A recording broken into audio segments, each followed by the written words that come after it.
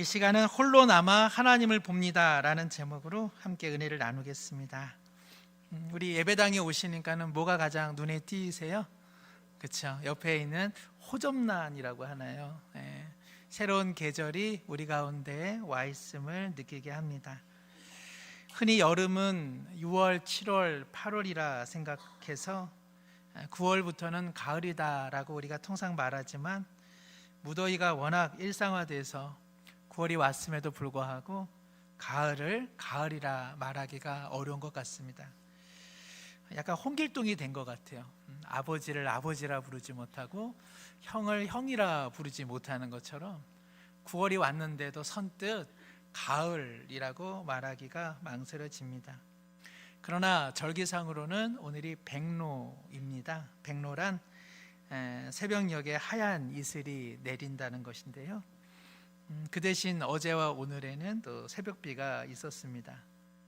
백로절기에 비가 오면 논의 심리, 천석이 늘어난다, 그런 말이 있어서 백로의 비는 넓은 논에 많은 수확량을 안겨준다고 합니다. 그럼에도 불구하고 전라도 지역에는 지나친 비로 인해서 또 좀 어려움도 있고, 또 극심한 가뭄 지역인 강릉에는 여전히 비가 필요하기도 하죠. 하나님께서 나라와 민족을 긍휼히 여겨주셔서 그야말로 생명의 단비가 필요한 곳마다, 또 갈급한 인생들마다 주님께서 생명과 같은 은혜의 비를 내려주시기를 소망합니다. 저는 오늘 창세기에 나오는 야곱의 이야기 중 가장 유명한 이야기 하나를 함께 나누고자 하는데요. 그것은 다름 아니라 야곱이 보게 된 하나님의 얼굴입니다. 야곱은 하나님의 자비로운 얼굴을 경험하게 되고요. 이를 통해서 가장 두려운 시간, 그리고 가장 두려운 사람 속에서 하나님의 자비로운 얼굴을 발견하게 되는 것이죠. 오늘 이와 같은 하나님의 얼굴에 대한 내용을 통해서 저와 성도님들 모두가 새로운 계절의 문턱에서 저마다의 하나님의 얼굴을 보고, 또 삶의 힘겨운 시간 속에서 또 4개월 남은 올 한 해의 여정 속에서 주님의 도우시는 얼굴을 보게 되기를 소망합니다. 저는 지난 수요일 밤에 예배와 순장반을 마치고 종로 3가로 황급히 좀 이동을 했습니다. 다름 아니라 제가 친했던 고등학교 친구 둘이 서울에서 만나게 되었는데 함께 보자는 연락이었습니다. 늘 어울려 다녔던 친구인데 서로들 사는 곳이 멀고 또 바쁘고 이러다 보니까 25년 만에 만나게 된 것이었습니다. 그런데 참 놀랍게도 그 카페에 들어갔는데 전혀 어색하지가 않더라고요. 하나도 어색하지 않고 그야말로 그냥 어제 만난 것 같은 그 반가움이 가득했습니다. 한 친구는 동탄에 살고 또 한 친구는 대구에서 근무하기 때문에 1시간여밖에 인사를 나누지 못했습니다. 돌아오면서 친구 하나가 문자를 남겼습니다. 오늘 너무 즐거웠고 시간 가는 줄도 몰랐어. 서로 얼굴 보니 이렇게 좋은 것을 그동안 만나지 못한 것이 너무 아쉽다. 자주는 힘들더라도 우리 또 보자. 목요일, 금요일 그리고 어제까지 친구들과 찍은 한 장의 사진을 저도 연거푸 보면서 친구의 말처럼 그간에 만나지 못한 세월이 퍽 아쉽다라는 생각, 그리고 조만간 좋은 시간을 가져서 그 친구들의 얼굴을 보고 싶다 하는 마음뿐이었습니다. 만나고 싶은 얼굴, 보고 싶은 얼굴도 있습니다만은 또 그러나 역으로 만나고 싶지 않은 사람, 또 만나고 싶지 않은 얼굴도 있죠. 저의 어린 시절 저의 가정을 아프게 했던 어떤 이들의 얼굴은 제게 여전히 보고 싶지 않은 얼굴로 남겨져 있습니다. 숱한 시간이 흘렀음에도 불구하고 어린 시절 마음 아프게 했던 그들의 모습과 비슷한 인상착의, 그러한 용모를 가지신 분을 보면 저는 때때로 눈을 마주하기 어렵고 막연한 두려움, 그리고 아픈 기억들이 몰려올 때도 있습니다. 우리 성도님들께서도 그리운 얼굴이 있는가 하면 멀리하고 싶은 얼굴이 있겠죠. 보면서도 그리운 얼굴이 있는가 하면 보기도 전에 아연질색하는 얼굴도 있을 것입니다. 아시는 것처럼 고향 땅을 떠난 20여 년의 긴 시간 속에 야곱이 가장 그리워했을 얼굴은 누구였을까요? 어머니이죠. 자신을 사랑해 주신 어머니, 자신을 있는 그대로 아낌없이 사랑해 주신 어머니 리브가, 그 어머니가 너무나 보고 싶었을 것입니다. 형과의 다툼 속에서 야곱을 살리고자 어머니 리브가는 자신의 오빠 라반의 집으로 좀 도망해 있으면, 그러다 보면 형 에서의 마음도 누그러질 테니 기별을 넣으면 그때 돌아오라 하면서 아쉬운 이별의 시간들을 가졌습니다. 그런데 어느덧 그 시간이 20여 년이 돼버린 것이죠. 야곱에게 외삼촌 라반은 과연 어머니의 오빠일까 싶을 정도로 야곱을 머슴 부리듯 학대했습니다. 때로는 속였고 때로는 위협하기까지 했죠. 그런 인생 속에서 야곱은 얼마나 서러웠을까요? 얼마나 어머니가 그리웠을까요? 김완하라는 시인은 엄마라는 시에서 이렇게 노래합니다. 첫돌 지난 아들 말문 트일 때 입만 떼면 엄마 엄마, 아빠 보고도 엄마, 산 보고도 엄마, 소나무 보고도 엄마, 첫돌 겨우 지난 아들 녀석 구름 보고도 엄마, 황소 보고도 엄마, 흘러가는 개울 보고도 엄마 엄마 엄마. 우리에게 영원히 지워지지 않을 이름, 우리 영혼에 언제나 각인되어 있는 말이 있다면 그것은 엄마일 것입니다. 야곱에게 그리운 얼굴은 엄마였습니다. 그러나 야곱이 그토록 지워내고 싶은 악몽 같은 얼굴도 있었으니 그것은 형 에서였습니다. 형 에서의 얼굴을 넘지 않고는 결코 엄마의 얼굴을 볼 수 없는 인생, 그것이 야곱이었죠. 그는 지금 경계선에 서 있습니다. 이제 외삼촌 라반의 그 지긋지긋한 얼굴을 떠나 가족과 식소를 이끌고 돌아갈 곳은 고향, 그리고 어머니의 품이었습니다.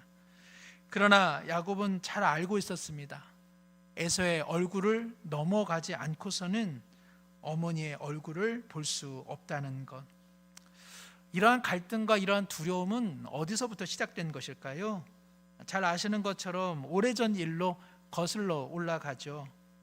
쌍둥이로 태어난 형 에서와 그리고 동생 야곱은 어머니 뱃속에서부터 서로 다투는 사이였습니다. 근소한 차이로 늦게 나온 야곱은 교묘한 사람이었고 생존 본능이 강한 사람이었습니다. 형이 갖고 있는 그 축복된 장자의 권리, 하나님과 그리고 아버지께 받을 수 있는 그 복된 장자의 권리를 그는 언제나 호시탐탐 노리고 있었던 것이죠. 그리하여 마침내 배고파하는 형 에서에게 팥죽을 건네면서 형의 장자권을 내게 달라고 요청했습니다. 사람이 어디 들어갈 때 다르고 어디 나올 때 다르다고 하니까 화장실이죠. 야곱은 장자권에 대해서 진심이었습니다. 진담이었습니다. 그러나 형에게 장자권은 농담이었죠. 야곱은 장자권에 대해 진심이었기에 아버지를 속여 자신이 장자인 양 그 마침내 축복의 기도를 받아냈습니다.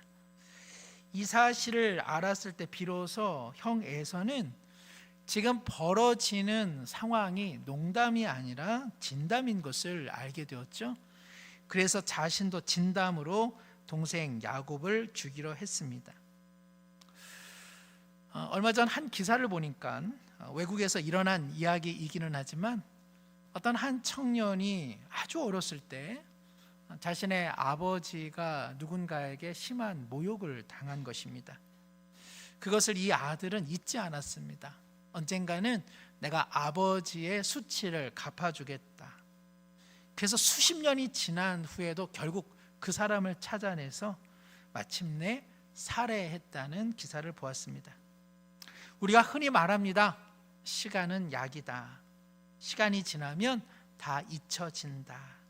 그러나 어떤 일은 시간 속에 영원히 고정되어 있는 일들이 있고요. 시간 속에 도리어 분노가 증폭되기도 하고요. 시간 속에 마치 어제 일인 듯 생생한 아픔으로 다가오는 일들도 참 많이 있습니다. 사람도 그렇습니다. 사람도 긴 시간 속에 잘 바뀌어지지 않습니다. 고향으로 향하는 길목, 야곱은 오랜 세월이 지났음에도 불구하고 이전의 그 특유한 교묘함을 그는 다시 발휘하죠. 그래서 어떻게 합니까? 형의 환심을 사기 위해서 그가 모은 재산과 자신의 가족까지 앞서 보내는 것이죠. 그는 형의 환심을 사서 이 위기를 모면하고자 했지만 들려온 소식은 좋지 않았습니다. 형 에서가 400명의 장정을 데리고 동생 야곱을 향해 오고 있다는 소식이었죠. 오래전에 대중가요 가수 그룹 중에 2호 공감이라는 그 듀엣이 있었습니다.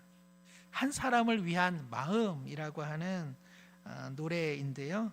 우리 성도님들이야 다 성경 구절만 아시지 일반 대중가요 노랫말은 모르실 거예요. 이 노랫말 중 유명한 가사가 있습니다. 왜 슬픈 예감은 틀린 적이 없나. 야곱은 생존 본능이 강한 사람이었고 그래서 그는 그의 촉이 역시 틀리지 않았습니다. 그의 슬픈 예감은 틀리지 않았습니다. 20년의 모든 것이라 할 수 있는 재산과 가족을 앞서 보냈지만 악몽같이 차디찬 얼굴에 에서는 칼을 차고 지금 야곱에게 다가오고 있는 것이죠. 24절을 제가 읽습니다. 야곱은 홀로 남았더니 어떤 사람이 날이 새도록 야곱과 씨름하다가. 놀라운 것은 야곱이 그 밤 먼저 맞이한 사람은 에서가 아니었다는 것입니다. 불쑥 찾아온 어떤 사람이 그에게 다가온 것이죠. 이 사람은 누굴까요? 그의 정체성에 대해서는 다양한 해석이 있으나 우선은 하나님께서 보내신 하나님의 천사 정도로 이해하시면 될 것 같습니다. 느닷없이 갑작스럽게 하나님의 천사가 낯선 사람으로 야곱 앞에 들어서게 된 것이죠. 성도 여러분 기억하십시오. 하나님은 우리의 인생 계획표에 상관없이 우리 인생에 등장한다는 것을 꼭 기억하십시오. 우리 인생, 우리 일정대로 진행되지 않습니다. 하나님께서 여러분들의 삶에 느닷없이 찾아오셔서 여러분들의 삶을 간섭하고 계십니다. 그 천사는 대뜸 홀로 남은 야곱에게 한판의 씨름을 하자고 이야기합니다. 그런데 놀랍게도 천사가 이 싸움에서 집니다. 그리고 연거푸 이해하기 어려운 일이 일어나는데요. 이 천사가 자신이 이 씨름에서 지게 되자 야곱의 허벅지 관절을 냅다 쳐버립니다. 그래서 야곱은 평생 다리를 저는 인생이 되죠. 이 무슨 갑작스러운 일입니까? 여기서 제가 한 가지 질문을 드리죠. 천사와 야곱이 씨름을 했는데 천사가 이긴 것이 아니라 야곱이 이겼습니다. 천사가 힘이 모자라서 야곱이 이긴 것입니까? 그렇지는 않겠죠. 야곱이 이겼다는 것은 무엇을 의미하는 걸까요? 성경은 야곱에 대해서 이야기합니다. 야곱의 고집이 보통이 아니라는 것을 보여주고 있는 것입니다. 야곱이 형을 두려워하면서 그리고 아무것도 할 수 없는 듯 지금 홀로 남겨져 있지만 그는 여전히 자아가 센 사람이라고 하는 것을 성경은 보여주고 있는 것이죠. 저는 형이 너무 두렵습니다. 저는 형을 이길 수 없습니다 라고 말은 하고 있지만 야곱은 시퍼렇게 자기 자아가 살아있는 사람입니다. 시간이 지나도 변하지 않는 것은 에서만이 아니었습니다. 야곱 자신이었죠. 우리도 그렇죠. 신앙생활 하면서 나라고 하는 사람은 얼마나 더 달라졌습니까? 우리가 부정적인 뜻으로 어떤 사람을 향해 저 사람은 저러고도 안 변해, 저 어려운 일들, 힘든 시간들을 보냈는데도 이 고집이 보통이 아니야. 자기 주장이 얼마나 센지 좀처럼 변하지 않아. 낱말할 거 아닌 것 같습니다. 저도 고집이 없는 것 같아도 거울 비추어 보면 야, 너도 참 변하지는 않는다, 그런 생각을 많이 합니다. 세상에서 가장 꺾기 힘든 존재가 있다면 남편도 아니고 아내도 아니고 우리 자녀들도 아닙니다. 거울에 비추어진 우리 자신이죠. 우리 자신을 꺾어내는 사람이 얼마나 있습니까? 내가 어떻게 살아온 인생이고 어떻게 버텨온 인생이고 자존심 하나로 여기까지 왔는데 내가 무슨 잘못을 했다고 내가 꺾여 내 자신을 굽힌단 말이야? 우리 내면에는 시퍼런 자아가 여전히 살아 있습니다. 그래서 하나님께서 야곱을 마지막으로 꺾으십니다. 꺾여지지 않는 야곱을 꺾으실 분은 하나님 외에는 없는 것이죠. 꺾여진 야곱이 하나님께 묻습니다. 천사에게 묻습니다. 당신은 누구십니까? 27절, 28절 우리 함께 읽겠습니다.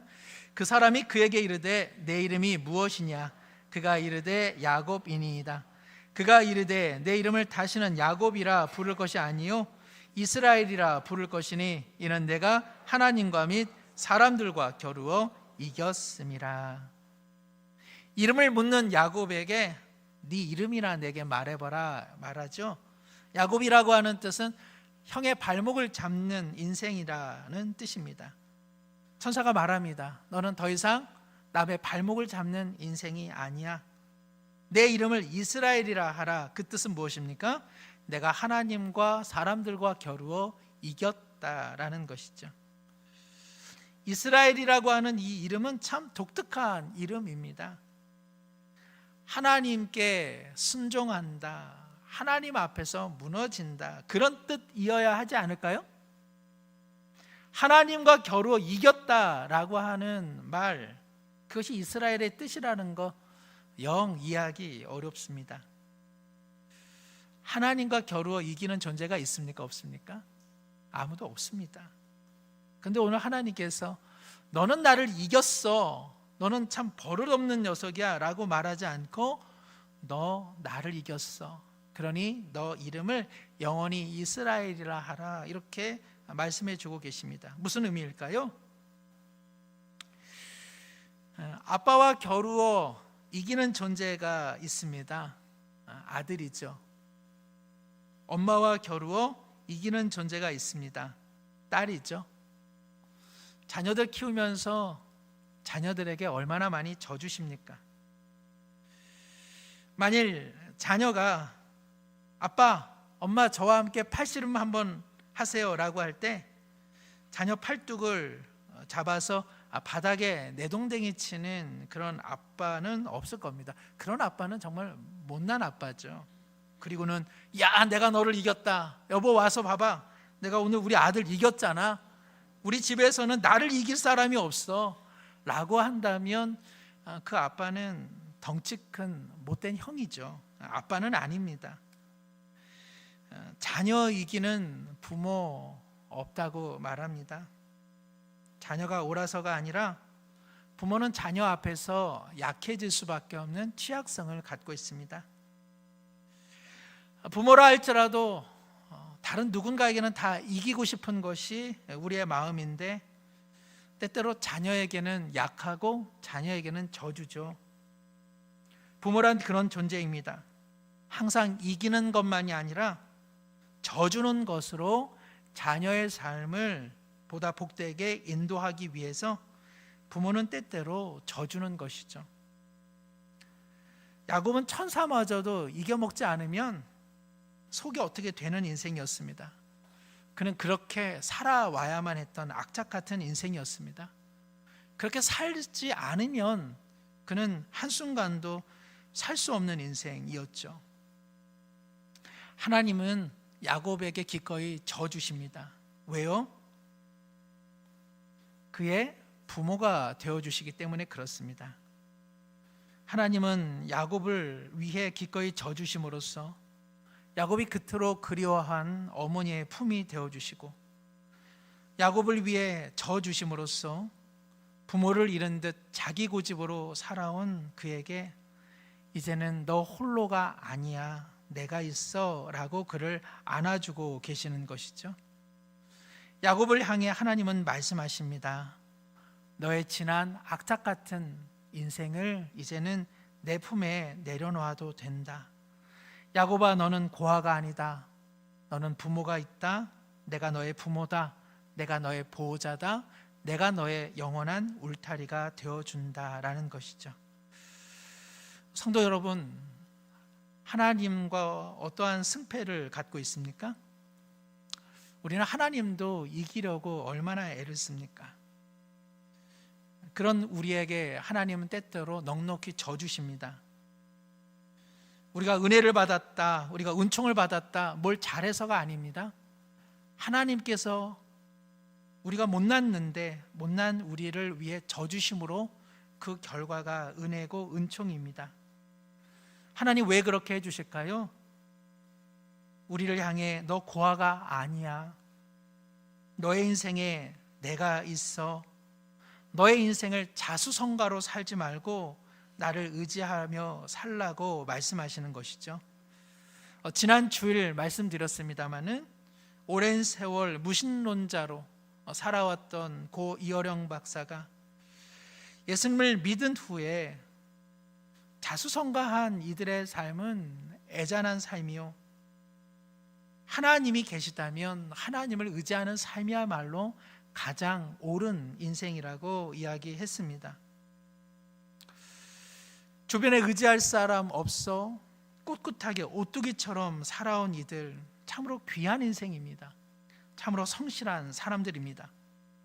그러나 그런 이들 속에 그림자가 있는 것을 우리는 잘 알고 있습니다. 혼자 살아내야만 했기에 그 안에 분노와 서러움이 해결되지 않았던 것이죠. 기대고 싶었는데 기대할 사람이 없었고, 의지하고 싶었는데 의지할 사람이 없었고, 흘리는 눈물 다독여 안아주는 사람이 없었기에 그런 모두의 사람들은 슬픔과 고통을 안으로 삭혀야만 했던 것이죠.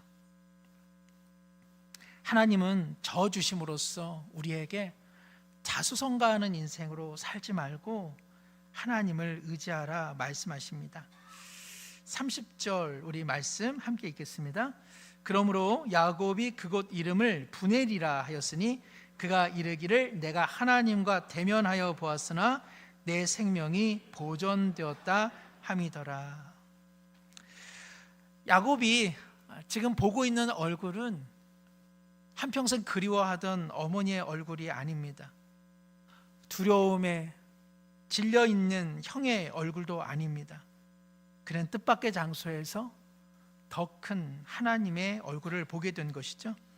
그래서 그는 브넬이라고 이야기했습니다. 브넬은 하나님의 얼굴이라고 하는 말입니다.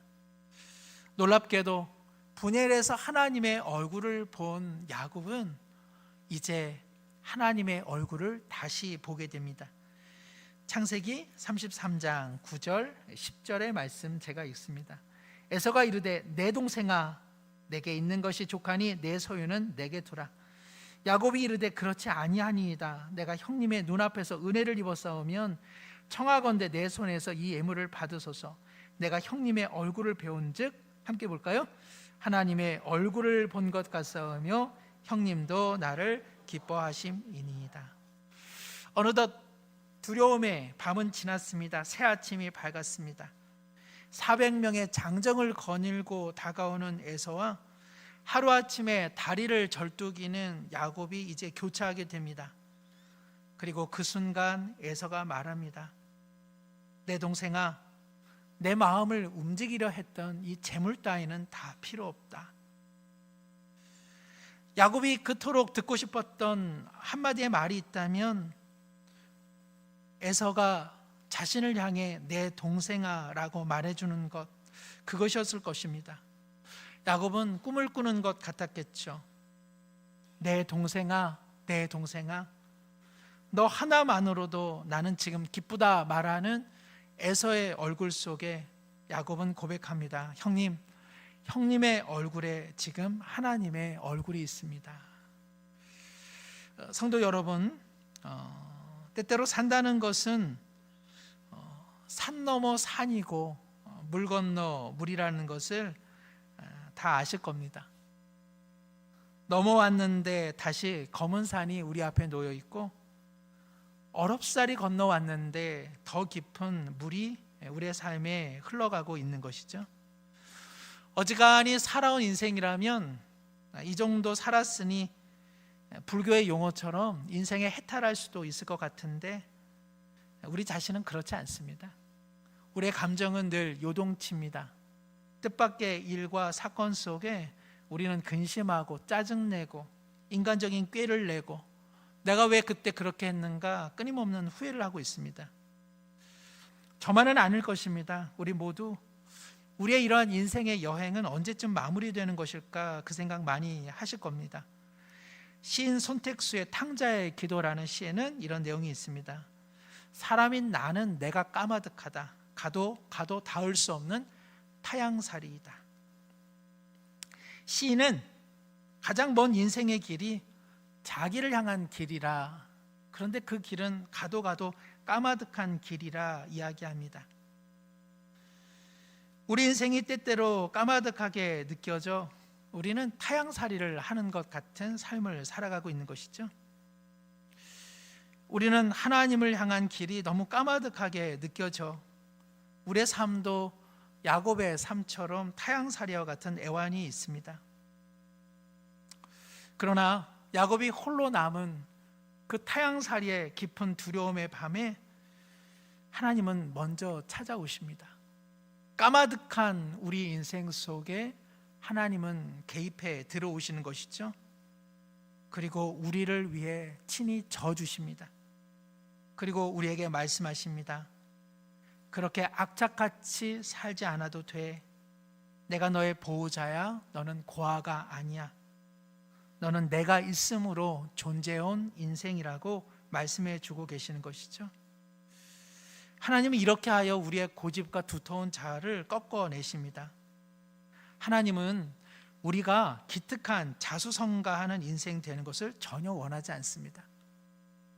자수성가하는 인생의 실패를 경험하지 않게 하기 위하여 하나님은 우리를 꺾으시는 것이죠. 그래서 하나님을 진정 신뢰하는 이들은 저마다 절름발이의 간증을 가지고 있습니다. 나는 그리스도를 만났기에 아무런 상처도 아무런 고통도 없다고 말하는 것은 거짓말입니다. 그리스도를 만난 인생들마다 저마다의 오히려 상처를 가지고 있습니다.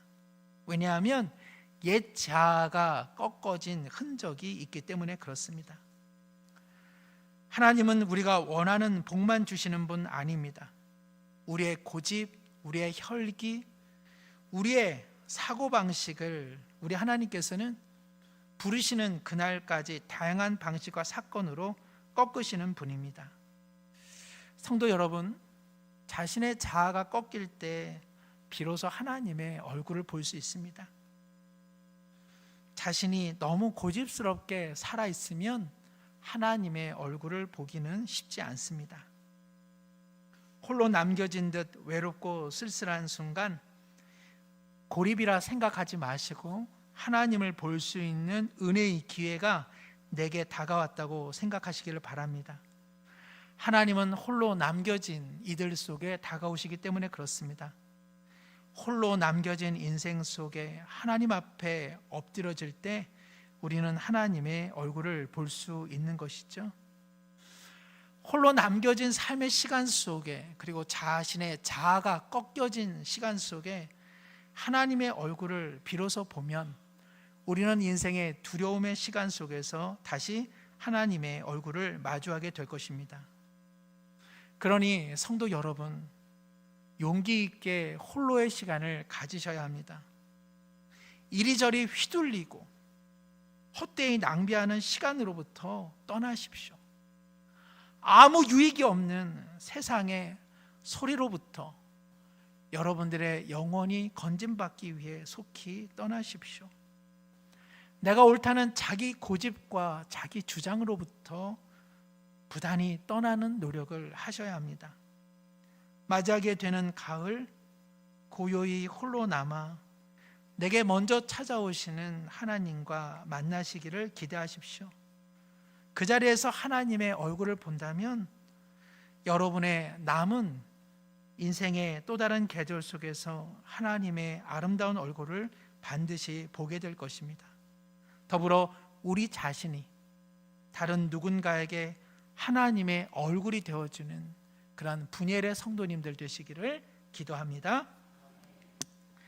하나님 아버지, 산다는 것은 어지간히 살면 다시는 아픔도 없고 고통도 없으리라 여겼는데 인생은 늘 그러하듯 다시 아픔이고 다시 고통입니다. 홀로 남겨진 삶의 시간을 두려워하지 않게 하시고 도리어 나를 찾아오시는 하나님 얼굴을 배우는 은혜의 시간이 되게 하여 주옵소서. 우리의 고집에 때로는 저주심으로써 그 고집으로 살지 말라 하시는 하나님의 품 안에 내 완강한 자아를 녹여 주옵시고 나를 꺾어 주심으로 자수성가의 인생이 아닌 하나님을 의지하는 삶이 되게 하옵소서. 새로운 계절의 초입 속에 하나님의 얼굴을 구하고 하나님의 얼굴을 배우는 복된 생활 경험하게 하여 주시고 지치고 두려워하는 이들 속에 우리 믿는 이들이 하나님의 선하신 얼굴을 비추는 분이엘의 성도들이 되게 하옵소서. 예수님의 이름으로 기도드립니다. 아멘.